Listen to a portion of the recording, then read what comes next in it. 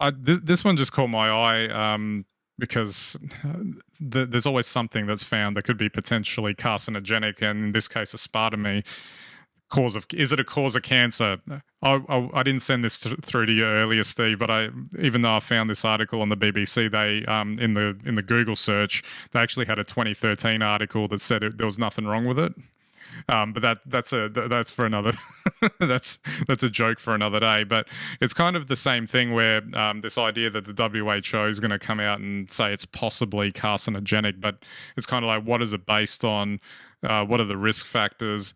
And that it's just too random a how would you call it? How can you actually tell based on each person's individual reaction? You might be able to come up, even if it was the case, you might be able to come up with a generic sort of warning if this was the case. But people have so many different reactions to these things. And then there's like the idea that you'd have to drink up to 36 cans of soda or something to actually get to the levels that they're talking about. I don't know about you, Steve. I'd be lucky if I could get past a third can in one day before I got sick of it. But I'm sure there might be people out there that are drinking that much. Look, I think there's ample evidence to show that if you drink more than about 4 litres, and there are people that do it daily of these sorts of soft drinks, you're probably well on the road to hospitalisation anyway. And that's not because of the drinks, but it's because you're probably imbalancing your intake of food, nutrients, and fluids. So just to be clear about that, it's not even specifically the drinks. It's just the fact that you're drinking that much. And look, if you actually look at the tables of carcinogens, I think there's 3 or 4 categories of carcinogen, and 3 of them are possible / potential. And I think the top one is absolutely. And I think from memory, there's only literally a handful of totally, we're absolutely sure carcinogen, products. The rest are all potential. And I think the thing we always have to remember, and we covered probability around these sorts of things in our last episode, and your lifetime probability of getting a particular cancer might be 1%. And quite possible that drinking a substance, in this case we're talking about aspartame, that might double your chance of getting a particular cancer, and then that would mean you'd have a 2% chance, which is still fairly low. So it's very hard to actually connect the dots between any particular substance possibly being a carcinogen to actually being a carcinogen, because the percentage of opportunity of you developing a cancer is usually pretty low. And then even if it doubles, it's not significant.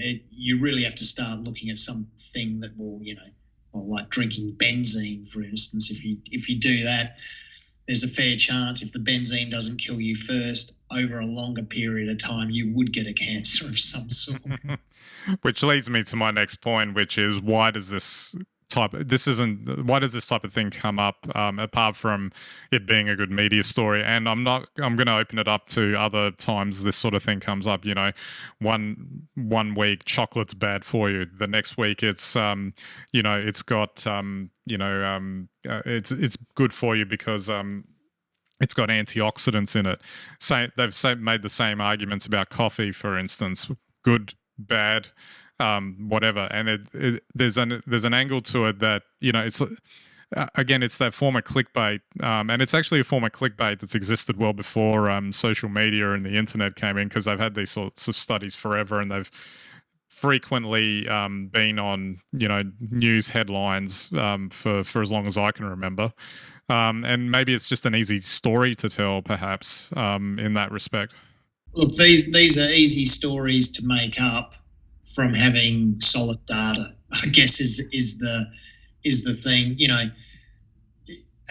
I guess the whole point is that a lot of these substances possibly are carcinogenic, but the amount quantities you'd have to consume, as you pointed out before, 36 cans a day, would probably kill you before you would develop a cancer if you were having those levels. And that was my point about the benzene or any other sort of substance like that. So, the reason we do these studies is to better understand how, substances, especially food ingredients, artificial sweeteners or any artificial products we put into food might affect us or interact with our bodies. And it's about building a database of that. And as we learn more about our genetics and epigenetics, we'll actually understand much better who is susceptible to these substances causing a cancer or causing some sort of illness.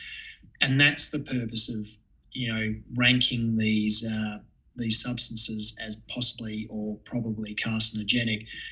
It's got nothing to do really with public health warnings at all, and it makes a great story in a newspaper. Don't have a diet pop. Don't eat chocolate. Eat chocolate. Coffee is a great example. 30 years ago, they were telling us black coffee was going to kill us all, and then over the last 20 years, they've done longitudinal studies of 50,000 people over 30 years and found that having a coffee a day or 2 coffees a day reduces your risk of a whole lot of diseases of aging. So, you take it, leave it, but, it's always going to be moderation is fine. Excess probably will kill you one way or another. And I guess as a final point that I wanted to make, if you have too much of anything, it's probably not going to be good for you in the end, which you would think is kind of a common sense thing. There is a reason why, eat in moderation is kind of the general advice.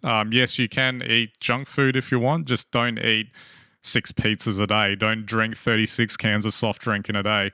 And I also, just on the soft drink front, that's a hell of a lot of sodium you're taking in as well, which, I can imagine would have far faster implications for your health than the potential for carcinogens and cancer. Well, the caffeine alone in, say, energy drinks, there might be aspartame in there. But if you were going to drink, and I have friends who work in basically emergency wards, and they see people would come in and their systems collapse because they're regular drinkers of 6, mega-sized cans of energy drink a day. And after 6 months, 8 months, 12 months, eventually their systems collapse. But it's typically due to poor nutrition. It's because when you're having 8 cans of energy drink a day, you're probably not eating the right other stuff around it to support it. But geez, what a pounding you're giving your body. Absolutely. So stay healthy out there, kids. Make sure have lots of water and eat in moderation. Not too much. Yes. That there it is, the moderation word again. Make sure you stick to it. All right, Steve, I might have to just go order a pizza and a Diet Coke now. Yeah, I'll join you, Ben.